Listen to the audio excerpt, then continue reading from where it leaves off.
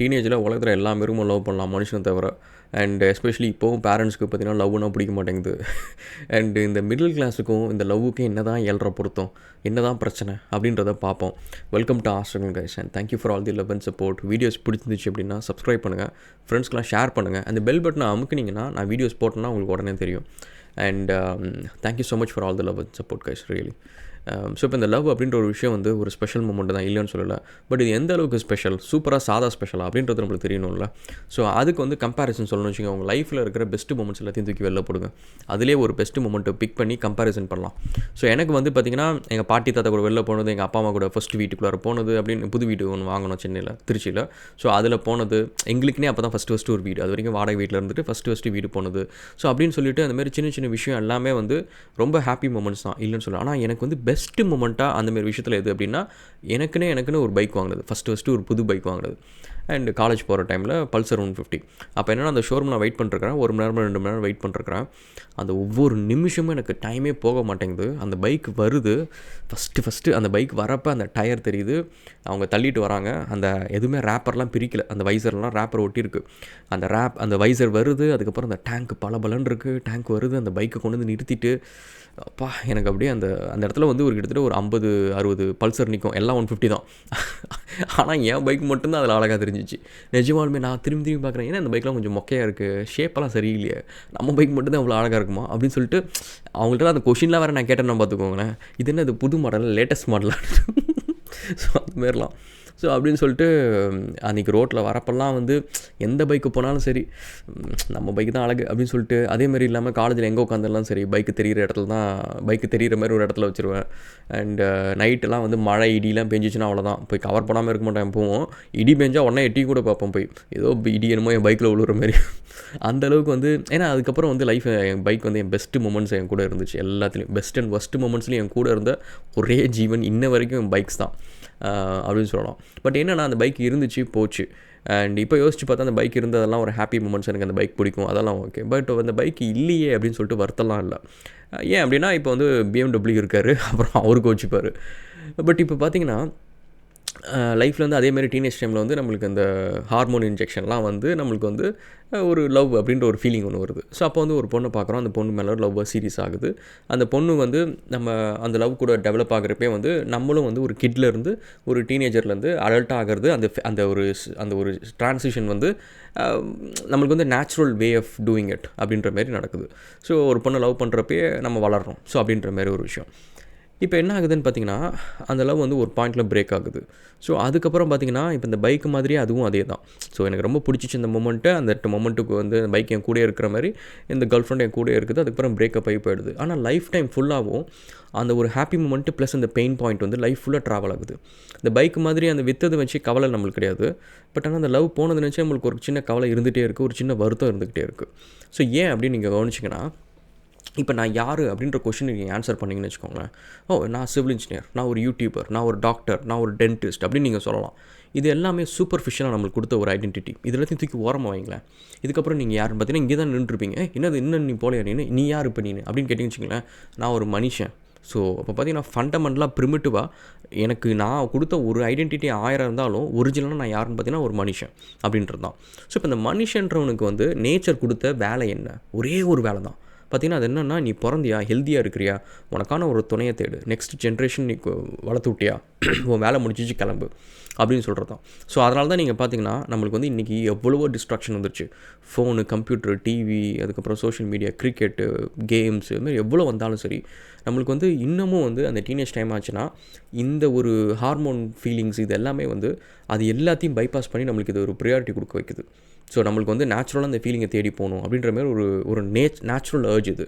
But unfortunately நீங்கள் வந்து middle கிளாஸில் பொறுத்து வச்சுக்கோங்கன்னா இது வந்து தப்பு. ஸோ பேரண்ட்ஸ்க்கு வந்து சுத்தமாக பிடிக்காது. ஸோ அவங்களுக்கு ஏன் அப்படின்னா வந்து இது படிக்கிற வயசு நீ படிக்கணும் அப்படின்றது தான். சரி, ஒன் பாயிண்ட்டில் வந்து நம்ம டீனேஜ் டைமில் வந்து லவ் பண்ணி செட்டில் ஆகிறது வந்து இட்ஸ் நாட் ஒரு லாஜிக்கலான ஒரு சாய்ஸும் கிடையாதுன்னு வச்சுக்கோங்களேன். ஏன்னா நம்ம வந்து லைஃப் வந்துன்றது வந்து இன்னும் 60 வருஷம் போகிறது. இப்போ டீனேஜ்ன்றது நம்மளுக்கு அந்த ஃபீலிங் வரது நேச்சுரலாக வர விஷயம் தான், இல்லைன்னு சொல்லலை. பட் இருந்தாலும் அது வந்து லைஃப் டைம் ஃபுல்லாக அந்த பொண்ணு செட் ஆகுமா, அந்த பையன் செட் ஆகுமானா அப்படின்றது நம்ம அந்த டைமில் டிசைட் பண்ணுறது கஷ்டம் தான். Which is true. பட் அந்த ஃபீலிங்கே வரக்கூடாதுன்னு நினைக்கிறது தான் வந்து இங்கே ஒரு ஃபண்டமெண்டல் பிரச்சனை கைஸ். ஏன் அப்படின்னா பேரண்ட்ஸ் வந்து நிறைய நேரம் வந்து எஸ்பெஷலி மிடில் கிளாஸில் வந்து 2 விஷயம். ஒன்று வந்து அவங்க வந்து குழந்தைய நினைக்கிறவங்க வந்து இந்தமாரி ஒரு விஷயத்தை யோசிக்கிறாங்க. ஒரு பொண்ணு ஒரு பையன் தேடுறதும் ஒரு பொண்ணு ஒரு பையனை தேடுறதும் வந்து ஒரு கேவலமான ஒரு விஷயம், ஒரு தப்பான ஒரு விஷயம் அப்படின்னு அவங்க நினைக்கிறது வந்து ஒரு ஃபண்டமெண்டலாக ரொம்ப தப்பான ஒரு விஷயம். அண்டு செகண்ட் வந்து அதே பேரண்ட்ஸ் வந்து அந்த பசங்க சொல்லலாம், சரி நான் லவ் பண்ணுறது தப்பு தானே, சரி ஓகே நான் லவ் பண்ணல, நான் என்றைக்கு வந்து நான் லவ் பண்ணி கல்யாணம் பண்ணுறேனோ அது வரைக்கும் நீங்கள் அப்பா அம்மா நீங்கள் 2 பேரும் தனியாக படுங்க அப்படின்னு நினச்சிக்கோங்களேன். அவங்களுக்கு வந்து அப்போ புரியும். ஏன் அப்படின்னா ஒரு 40 வயசு 45 வயசு இருக்கிறவங்களுக்கு வந்து ஒரு லவ்ன்ற ஒரு விஷயம் தேவைப்படுறப்ப நேச்சராக வந்து அந்த ஃபீலிங் கொடுக்குற டைம் அதுதான். 40-50 வயசில் வந்து அந்த ஃபீலிங் வந்துன்றது ஒரு என்டர்டெயின்மெண்ட், ஓகேவா? ஆனால் நேச்சராக கொடுக்குற ஃபீலிங் வந்து கரெக்டாக அந்த 18 வயசு 14 வயசு அந்த டைம்லேருந்து வர்றது நேச்சர் கொடுக்குற ஒரு விஷயம். ஸோ இயற்கையாக கொடுக்குறது வந்து தப்பு, செயற்கையாக செய்கிறது கரெக்டு. ஸோ இது வந்து எனக்கு சொல்கிறது வந்து சிரிச்சாலும் வந்து ஆக்சுவலி ஒரு வருத்தமான ஒரு விஷயம் கைஸ். ஏன்னா இன்றைக்கும் கூட பார்த்திங்கன்னா அதை வச்சு வந்து பசங்களை வந்து ஒரு எமோஷ்னலாக வந்து பிரேக் பண்ணுறது வந்து இன்னும் நடந்துக்கிட்டு தான் இருக்குது. எமோஷ்னலாக பிரேக் பண்ணுறது எப்படின்னா வந்து அவங்களோட கேரக்டரை வந்து அவங்களே அவங்க டிஃபைன் பண்ணுறதுக்கு முன்னாடி அசசினேட் பண்ணுறாங்க. அதாவது நிறைய பேர் வீட்டில் வந்து அதை வந்து ஒரு கோவத்தில் எதையோ ஒன்றில் வந்து நீலாம் அன்றைக்கெலாம் இப்படி பண்ணவங்க தானே ஸோ அப்படின்னு சொல்லிட்டு இன்னமும் அந்த பையன் அதுக்கு முன்னாடி ஒரு 2 வருஷத்துக்கு முன்னாடி அந்தமாரி எந்த ஒரு ஃபீலிங் இருந்திருக்காது. அதேமாரி டைமில் அதே ரோட்டில் வந்து அதே பொண்ணு கிராஸ் பண்ணி கூட போயிருக்கும். அந்த பொண்ணு எதுவுமே அவனுக்கு தோணியிருக்காது. அவன் பேட் எடுத்துகிட்டு நேராக கிரிக்கெட் விளாட போயிருப்பான். ஸோ அப்போ நீங்கள் கவனிச்சிங்கன்னா 2 வருஷத்துக்கு முன்னாடி அதே பையன் அதே பொண்ணு 2 பேரும் கிராஸ் பண்ணி அதே ரோட்டில் போயிருக்காங்க. அவங்க 2 பேரும் முகத்தை கூட பார்த்துருக்க மாட்டாங்க. அந்த பையன் கிரிக்கெட் விளாட போயிருப்பான், இந்த பொண்ணு வேறு ஏதாவது ஒரு கிளாஸுக்கோ இல்லை வேறு ஏதாவது ஒரு கேம் விளாட்றதுக்கோ ஃப்ரெண்ட்ஸ் கூட பார்க்குறதுக்கோ போயிருக்கும். ஆனால் 2 வருஷம் கழித்து அவங்க 2 பேருக்கும் அந்த ஒரு ஃபீலிங் வரதுக்கு காரணம் நேச்சர். இவங்க 2 பேரும் இதில் எந்த ஒரு தப்பும் பண்ணல. ஸோ பட் இருந்தாலும் அந்த பேரண்ட்ஸ் வந்து அவங்கள வந்து நீ ஏதோ ஒரு பெரிய கொலை குற்றம் பண்ணிட்ட, நீ வந்து ஒரு தப்பான எண்ணத்தில் பார்க்குற அப்படின்னு சொல்லிட்டு அது ஏன் ஒரு கில்ட் கான்ஷியஸ் அவங்களுக்கு உண்டு பண்ணுறாங்க.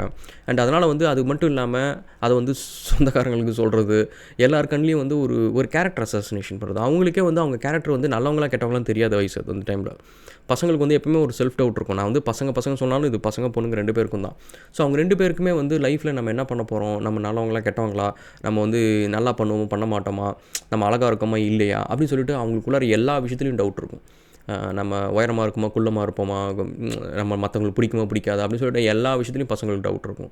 அதுக்கு மேலே இந்தமாரி ஒரு விஷயத்தில் வந்து நீ நல்லவன் கிடையாது, நீ வந்து இந்தமாரி கேவலமான எண்ணம் வச்சுருக்கிறவன் அப்படின்றத சொந்த பெற்றவங்களே அவங்களுக்கு வந்து ஒரு சர்டிஃபிகேட் கொடுக்குறது அப்படின்றது வந்து எவ்வளோ ஒரு கொடூரமான ஒரு விஷயம். ஆனால் தினந்தோறும் பேரண்ட்ஸ் இந்த வேலையை செஞ்சிட்ருக்குறாங்க. அண்ட் இது செய்கிறது மட்டும் பத்தாமல் அந்த பையனை வந்து ஒரு மாதிரி பார்க்குறது, டார்கெட் பண்ணுறது, ஜாட பேச்சு பேசுகிறது, போத் அம்மாவும் சரி அப்பாவும் சரி. அது இது மட்டும் இல்லாமல் அவங்கள நெருங்கின சொந்தம் எல்லாத்துக்கும் வந்து இந்த விஷயத்த சொல்கிறது, மாமா சித்தப்பா எல்லாருக்கும் கூப்பிட்டு இந்த விஷயத்த சொல்கிறது.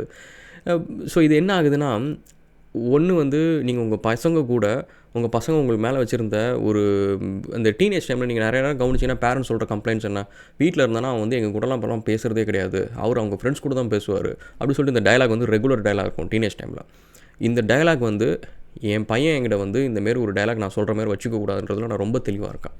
ஏன் அப்படின்னா பசங்க பேசக்கூடாதுலாம் கிடையாது, பேரண்ட்ஸ் வந்து பேச முடியாத சுச்சுவேஷனில் பசங்களை வச்சுக்கிறாங்க அந்த டைமில். அண்ட் இது வந்து நான் என் வீடு மட்டும் கிடையாது, என் ஃப்ரெண்ட்ஸ் வீடு நிறைய இடத்துல நான் பார்த்துருக்கேன். ஃப்ரெண்ட்ஸ் வந்து எங்ககிட்ட நிறைய பேசுவாங்க. ஆனால் அவங்க வீட்டில் இருக்கிறப்ப அவங்க அப்பா அம்மா நடுவில் வந்துட்டாங்க அப்படின்னா நாங்கள் பேசிவிட்டு என்ன இப்படி நல்லா இருக்கீங்களா அப்படிலாம் சொல்லி பேசினாலும் அந்த பசங்க அவங்க அம்மா கிட்ட முகம் கொடுத்து கூட அதுமாரி பேச மாட்டாங்க. ஒரு மாதிரி ரிசர்வ்டாக தான் இருப்பாங்க.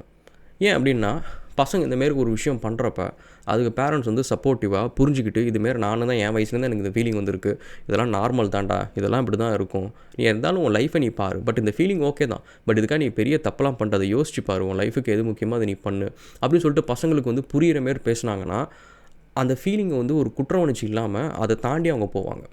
ஸோ இப்போ என்ன ஆகுதுன்னா அந்த ஃபீலிங்கை வச்சுக்கிட்டு அது கரெக்டாக தப்பான்னு தெரியாமல் அதுக்கு பின்னாடி போகிறதுக்கு நம்மளுக்கு நேச்சர் செய்கிற விஷயம் நம்ம போய் தான் ஆகும், நம்ம புஷ் பண்ணிகிட்டே தான் இருக்கும், நம்மளை அந்த அர்ஜ் நம்ம போய்கிட்டே தான் இருக்கும்.